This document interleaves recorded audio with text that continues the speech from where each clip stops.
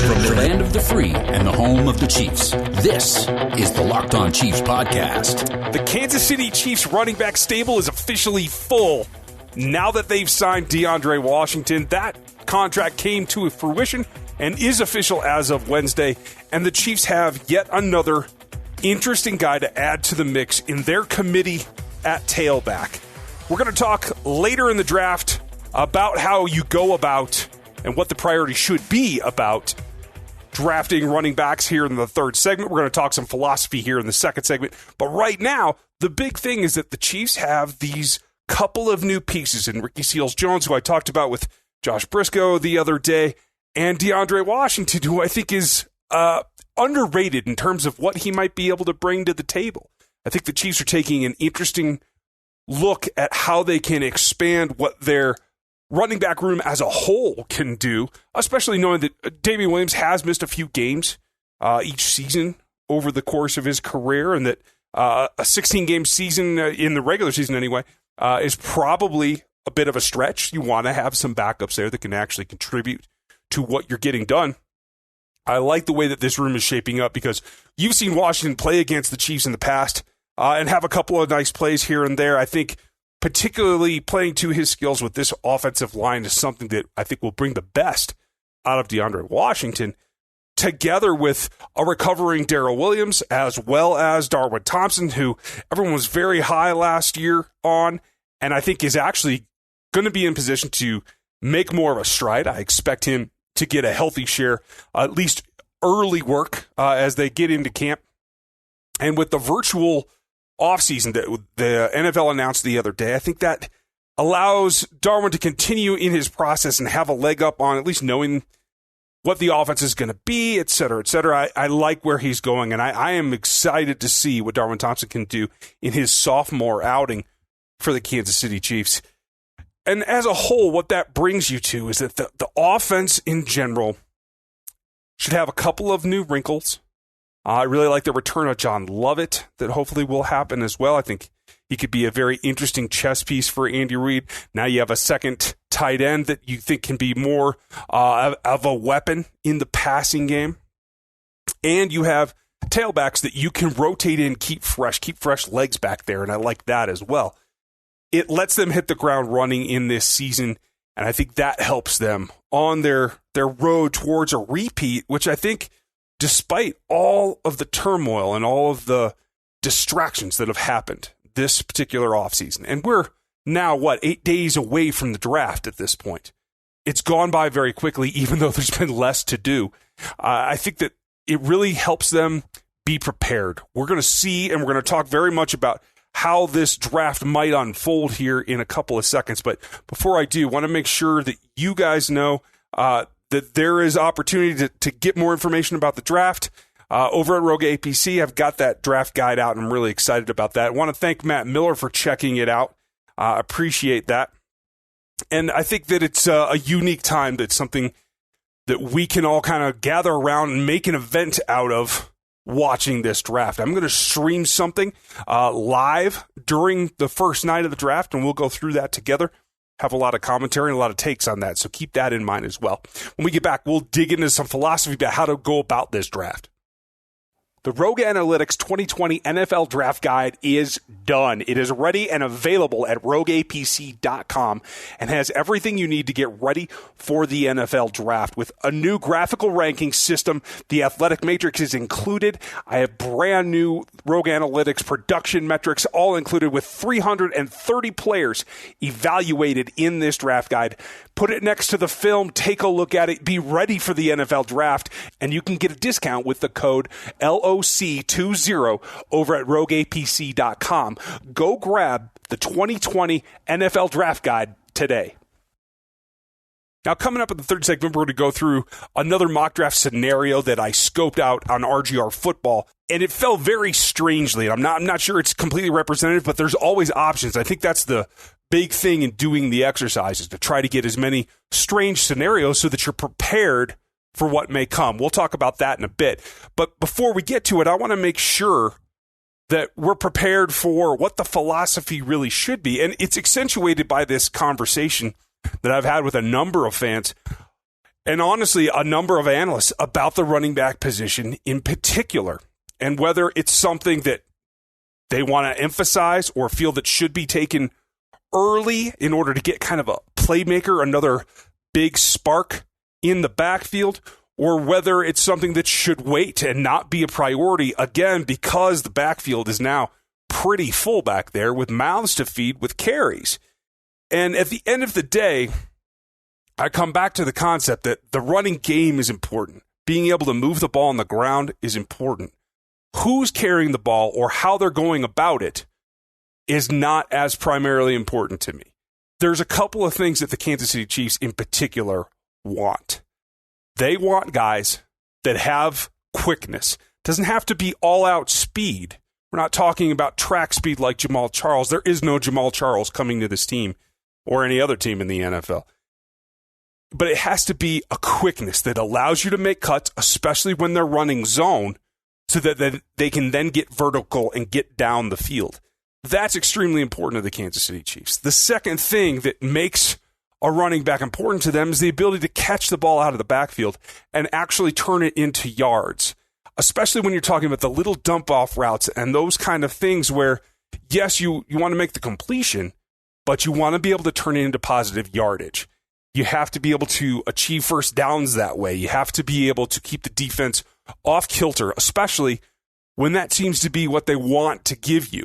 You got to make them hurt when they do, and that's really important to how they're going to adjust to what defense will try to do to them next season, which I think was proven by the fact that they went on a Super Bowl run, that the defenses that tried to play, especially the man, but even some of the loose zones, it didn't work out, that Mahomes was good enough to deliver the ball wherever you wanted it to. So they're going to try some new things. I would not be surprised to see a lot more cover 4 thrown at the Chiefs, try to keep everything in front of them, make them dink and dunk, and that's when it comes to the running back who can take a pass, plant his foot in the ground, make a cut, and beat one man, and then get off to the races and see just how much yardage he can get. There are a number of guys on this team right now that can do that. Even Darrell Williams, who's the bigger of the backs. Now, running him, I'd like to see, he can certainly run in zone, but I'd like to see a little bit more man for some schemes for him so that he can get some behind some pulling guards and really make some push at times. But then you have Darwin Thompson as well, who I think can make some things. We saw him get real skinny in some short yardage situations last year. I like that. He's got to get a little bit more adept at taking that pass, making sure he secured it, and turning to get upfield. I think that is some progress. That's something that I don't think he needs an OTA to do. I mean, other than getting used to the pass, specifically from Mahomes, but he can catch from anybody. He can catch from his girlfriend in his backyard and work on that. There are some things that can still be done despite the lockdowns and everything in order to try and improve your ability to make it a quicker transition from catching the ball and securing it to getting on your feet and downfield. And we know that Deandre Washington has experience doing all of those things. So a little bit of veteran presence there, I think, brings in another mode of competition. I think kind of rounds that out. And the question is the third thing that the Kansas City Chiefs look for in their tailbacks, running backs in general, but specifically the tailbacks, because we know Anthony Sherman can block, is you have to be able to pick up the pass protections. You have to be able to protect Mahomes, because there are teams that, despite what we've seen in inefficiency in trying to overload blitz him, that he will make you pay. There are teams that won't have any other option because they don't have a secondary that's strong enough. So they will feel that they have to go with their stronger end and send more and bring the pass rush and try to get him in a position that not only gets him off of his spot a little bit, but also contains him so he doesn't break outside and destroy them with his feet. That's a question mark, and that's what really limits, I think, probably primarily how many snaps a running back can get, is if he is able to pick up the protections and be able to be, especially that backside in the shotgun, be that protector that should you get edge pressure, should you get nickel blitzes, that running back can pick those situations up and keep Mahomes clean and from getting just walloped, especially from his blind side. I think that's key. So that comes back to, those are things that you have to dig out on film. Pass blocking is not something that you can get from a statistical analysis. It has something to do with athleticism, that is true, but especially for me, when I look at the analytics of production for running backs, there's nothing in there about pass blocking. That's one of the really interesting pieces, is that you have to try to get a feel. And it's even more challenging in this particular offseason, where you can't bring a guy in and give him a slew of hypotheticals. If this guy's here and you get this call, what are you going to do?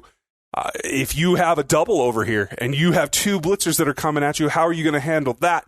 What's your priority? What's your keys?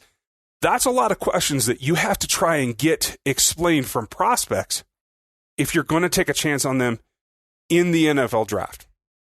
And I do feel that there are going to be some. I think that a third-day running back is definitely in the cards, despite the presence of DeAndre Washington. And I think competition at that particular position is great.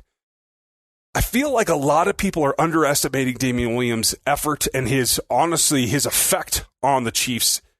Not really down the stretch, because I think his performance in the Super Bowl in particular definitely stands out. But in the regular season, when he has to miss a couple of games, the Chiefs have had some people step up in his place to be that committee, and I think that's what they're going for. I think that's a sound way to approach the position in general, even if it's not as high a priority as a lot of fans want it to be. So I think that's where they're coming from. And that is going to play into the mock draft that I did this week. When we get back, we're going to go through that and talk about some of the scenarios.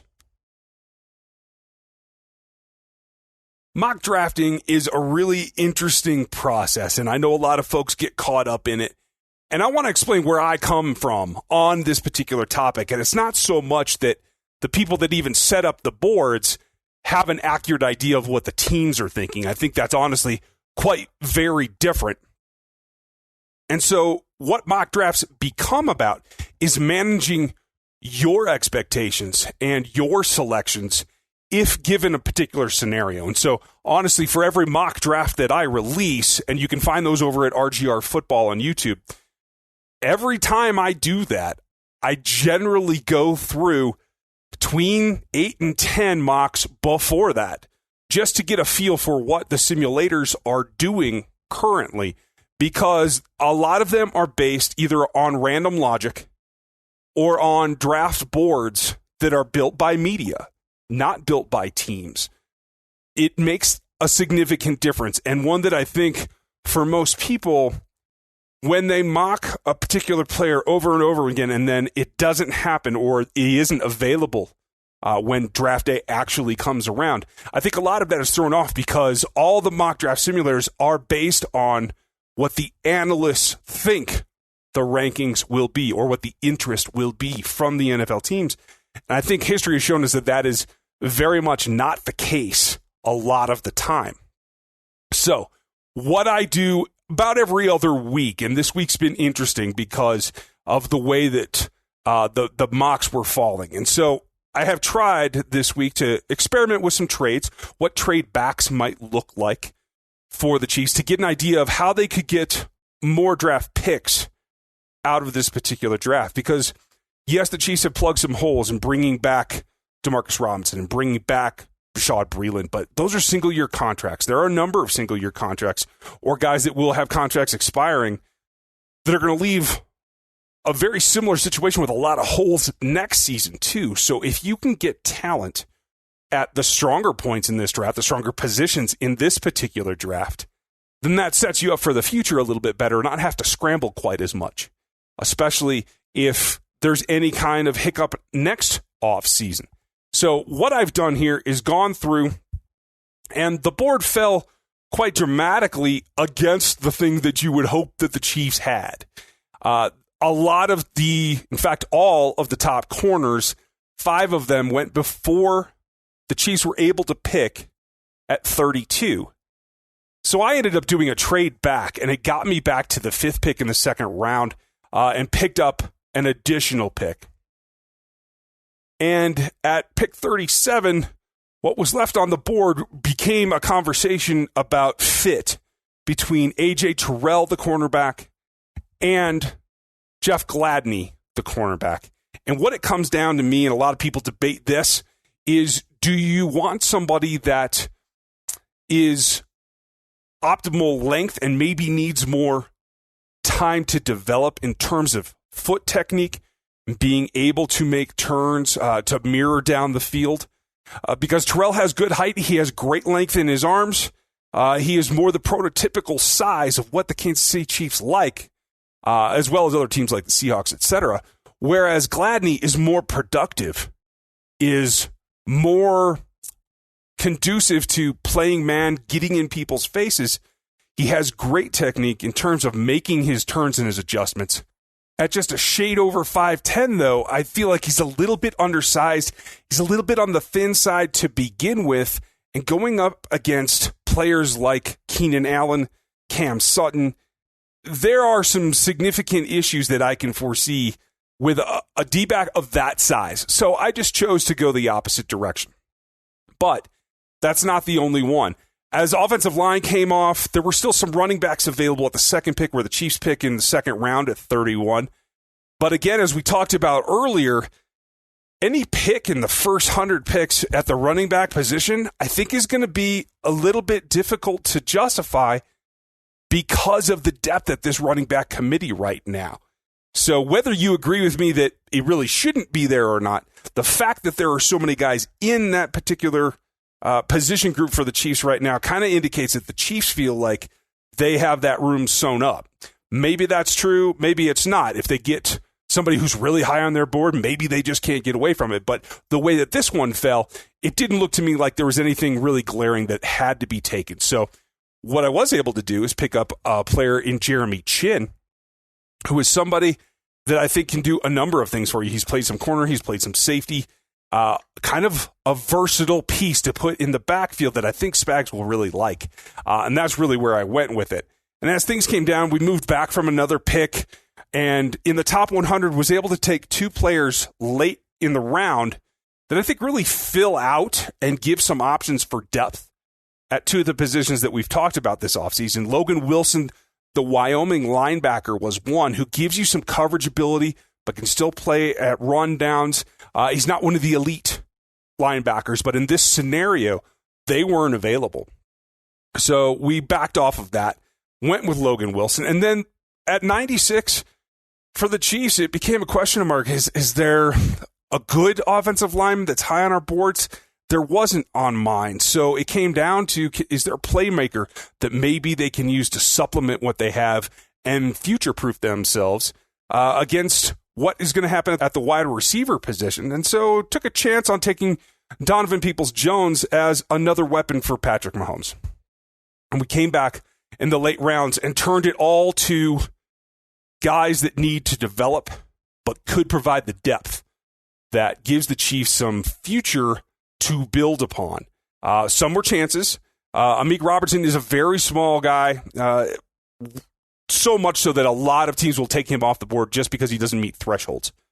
But he, again, gets his hands on a lot of passes, does a very good job, is aggressive, is feisty, can play man, and I think Amik Robertson is a guy that could play the nickel for the Chiefs in a pinch if he can overcome and continue at the next level to overcome his height as he has in college.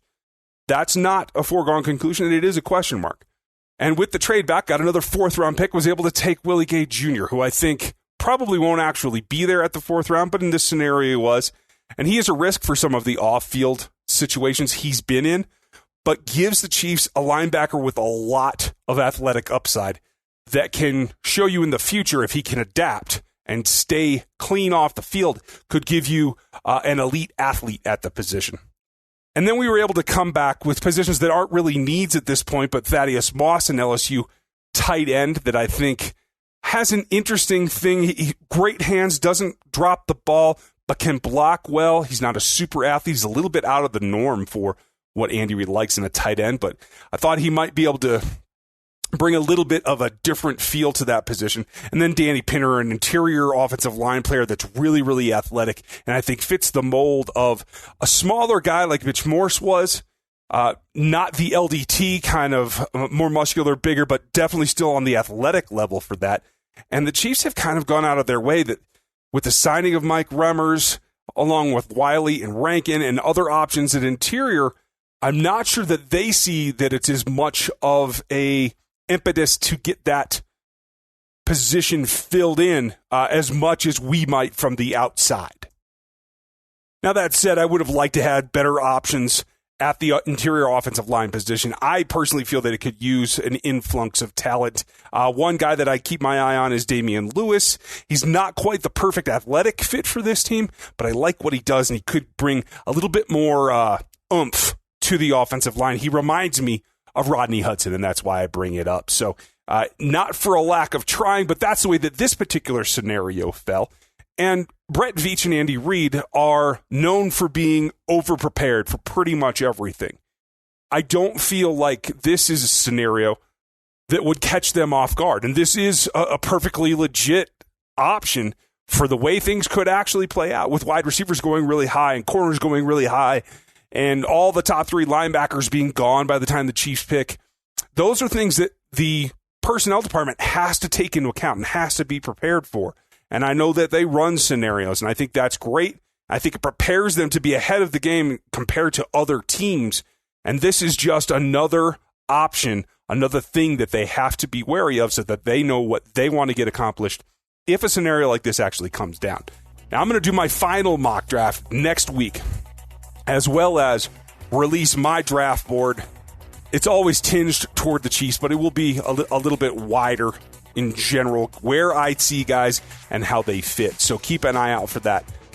I hope that you guys are enjoying this series. Chris is going to be back tomorrow, and we'll have more for you next week as it comes up to the NFL draft. I'm very excited. I hope you are too. Thanks for listening to us today, and we'll check you out tomorrow. Ryan Tracy is the founder of Rogue Analytics and the host of RGR Football on YouTube. Follow him there. Chris Clark is a senior analyst at ChiefsDigest.com, where you can get his work. Rate and review at Apple Podcasts and subscribe on your preferred podcast platform.